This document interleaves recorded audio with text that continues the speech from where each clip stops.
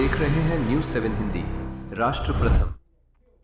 ललितपुर में शुक्रवार शाम झांसी से आई एंटी करप्शन टीम ने रिश्वत लेते हुए एक महिला वनरक्षक और एक वाचर को गिरफ्तार किया। इन पर छूट प्रजाति की लकड़ियों से भरे ट्रक को पास कराने के एवज में 5,000 रुपए की रिश्वत लेने का आरोप है। गिरफ्तारी के बाद टीम दोनों आरोपियों को लखनऊ ले जाने की तैयारी कर रही है। यह मामला महारौनी कोतवाली के ग्राम मिदरवाहा निवासी ठेकेदार उदयपाल सिंह पुत्र तेज सिंह से जुड़ा है। उदयपाल सिंह ने किसानों से छूट प्रजाति की लकड़ियां खरीदी थी, जिन्हें वह मंडी ले जाकर बेचना चाहता था।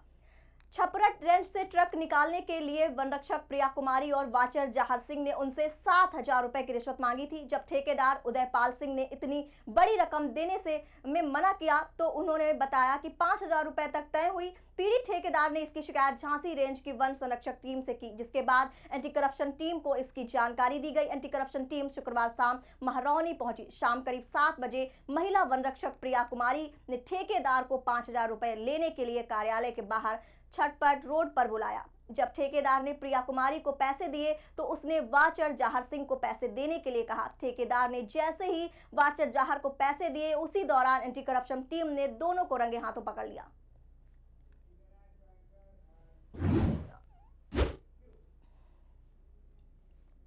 उत्तर प्रदेश के मुरादाबाद में शुक्रवार रात एक भीषण सड़क हादसा हुआ। दिल्ली लखनऊ नेशनल हाईवे पर मूड़ा पांडे क्षेत्र के पास रात करीब 10:15 पर इस डबल डेकर बस अनियंत्रित होकर सर्विस लेन के किनारे पलट गई। यह बस सीतापुर से दिल्ली के टिकरी बॉर्डर की ओर जा रही थी और इसमें बड़ी संख्या में मजदूर सवार थे। हादसे की सूचना मिलते ही पुलिस प्रशासन तुरंत सक्रिय हो गए और मौके पर पहुंचकर बचाव कार्य शुरू किया।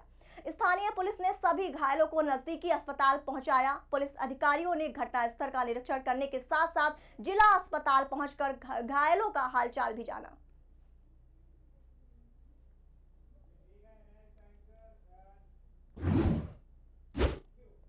उत्तर प्रदेश के बांदा में शुक्रवार रात सनसनीखेज वारदात सामने आई। यहां बबेरू कस्बे में एक सराफा व्यापारी की सरेआम गोली मारकर हत्या कर दी गई। घटना के बाद व्यापारियों और स्थानीय लोगों में भारी आक्रोश फैल गया। इस घटना के बाद पुलिस ने घेराबंदी कर दी और मुठभेड़ के दौरान आरोपी को गिरफ्तार कर लिया।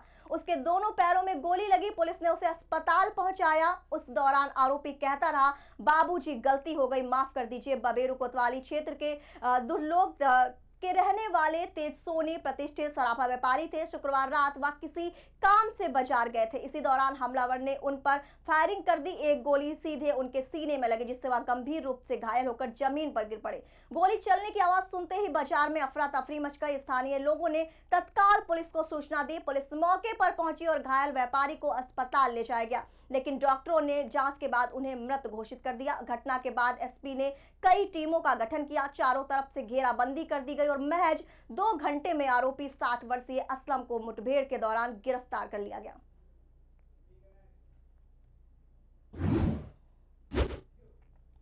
रामदास आठवले की रिपब्लिकन पार्टी ऑफ इंडिया ने उत्तर प्रदेश में राजनीतिक जमीन मजबूत करने के लिए दलित वोट बैंक पर फोकस बढ़ा दिया है। पार्टी 26 नवंबर को संविधान दिवस पर लखनऊ में बड़ी रैली करने अपनी ताकत दिखाएगी। 1 लाख कार्यकर्ताओं को जुटाने का लक्ष्य रखा गया है। आठवले ने कहा कि पार्टी 62 जिलों में संगठन खड़ा कर चुकी है और अब भाजपा के साथ मिलकर विधानसभा चुनाव में भूमिका निभाएगी। उन्होंने बसपा के कमजोर होने का दावा करते हुए कहा कि उनकी पार्टी भीमराव अंबेडकर के सिद्धांतों पर चलकर वंचित समाज का समर्थन जुटाएगी। सीट बंटवारे और गठबंधन को लेकर मुख्यमंत्री योगी आदित्यनाथ से मुलाकात तय है।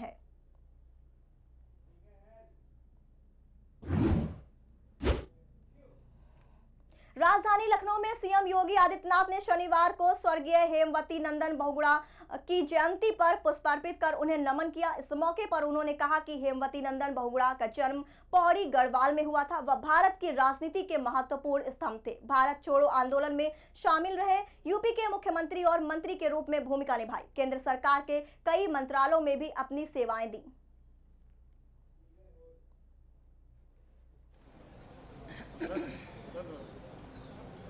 उत्तर प्रदेश के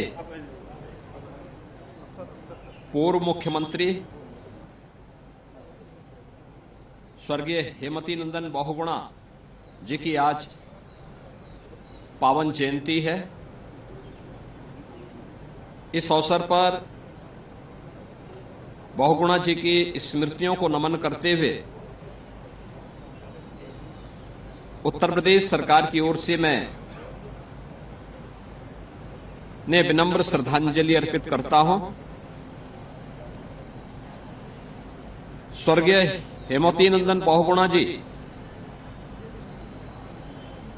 भारत की राजनीति के एक महत्वपूर्ण स्तंभ थे।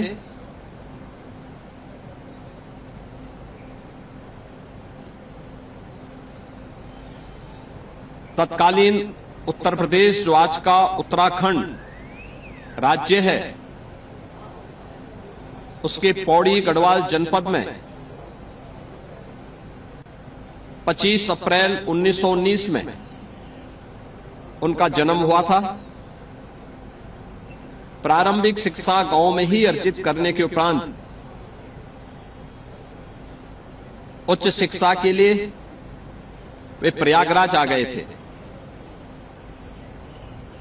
1942 से लेकर 46 तक राष्ट्रपिता महात्मा गांधी के आह्वान पर देश की आजादी के लिए भारत छोड़ो आंदोलन में उनकी सक्रिय सहभागिता के कारण तत्कालीन ब्रिटिश सरकार ने उन्हें जेल में भी डाला था। इलाहाबाद विश्वविद्यालय के छात्र नेता के साथ ही तमाम प्रकार के स्वाधीनता आंदोलन में उनकी सक्रिय सहभागिता थी। आजादी के बाद पहले आम चुनाव में 1952 में वे पहली बार उत्तर प्रदेश विधानसभा के सदस्य बने थे और उस सरकार के मंत्री के रूप में भी उन्हें कार्य करने का अवसर प्राप्त हुआ। उत्तर प्रदेश के अंदर मुख्यमंत्री के रूप में, विभिन्न विभागों के मंत्री के रूप में उनकी सराहनीय सेवाएं थी। उत्तर प्रदेश के विकास का उनका अपना एक विजन था और उस विजन को आज भी जमीनी धरातल पर उतरते हुए और उसे प्रभावी ढंग से आगे लागू करते हुए आज हम सब महसूस कर सकते हैं। इसी प्रकार से केंद्र सरकार के भी अनेक मंत्रालयों में उन्होंने अपनी सेवाएं दी। एक लंबे राजनीतिक और सार्वजनिक जीवन के अपने कार्यकाल के दौरान देश के प्रति उनकी सेवाएं उल्लेखनीय रही हैं। वर्तमान पीढ़ी के लिए वह एक प्रेरणा है। आज उनकी इस पावन जयंती के अवसर पर मैं उत्तर प्रदेश सरकार की ओर से बहुगुणा जी की स्मृतियों को नमन करते हुए उन्हें विनम्र श्रद्धांजलि अर्पित करता हूं।